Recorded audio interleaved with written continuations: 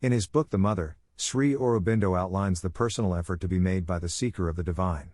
This consists of the movements of aspiration, rejection and surrender. Aspiration means the inner focus and dedication to achieving the divine consciousness and living in that consciousness. Rejection means to root out the thoughts, feelings, emotions, reactions, habits, cravings and physical weaknesses that distract the individual from the focus needed, and which are based in the ego consciousness rather than in the divine standpoint. Surrender means that once one has gained contact with the divine consciousness, one must be faithful to its direction and purposes and not indulge in any cross purposes suggested by the vital desire self on the surface of the being.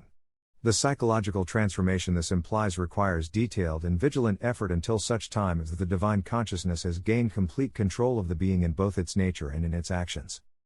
Sri Aurobindo writes, "There are many ways of opening to this divine consciousness or entering into it. My way which I show to others is by a constant practice to go inward into oneself, to open by aspiration to the divine and once one is conscious of it and its action, to give oneself to it entirely. This self-giving means not to ask for anything but the constant contact or union with the divine consciousness, to aspire for its peace, power, light and felicity, but to ask nothing else and in life and action to be its instrument only for whatever work it gives one to do in the world. If one can once open and feel the divine force, the power of the Spirit working in the mind and heart and body, the rest is a matter of remaining faithful to it, calling for it always, allowing it to do its work when it comes and rejecting every other and inferior force that belongs to the lower consciousness and the lower nature."